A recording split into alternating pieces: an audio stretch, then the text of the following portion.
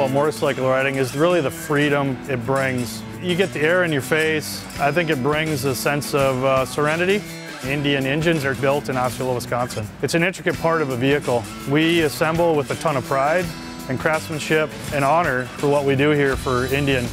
Every person that turned a wrench or lifted apart or machined metal, they look like someone took time and effort and painstakingly put that engine together so that it was perfect.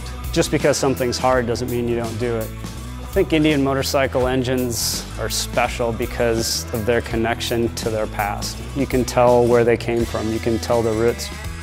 I've got a lot of passion. It'll make the hair on the back of my neck stand up when I stand here and talk about it. Knowing that we are the actual heartbeat of that vehicle brings a lot of pride in personal ownership. And there are a bunch of riders here in Osceola, and they bring a lot of pride just because they are riders.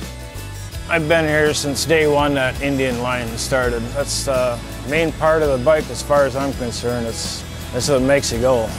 I've been riding motorcycles and dirt bikes for about 40 years. And things I love about motorcycle riding is just being on two wheels and feeling free.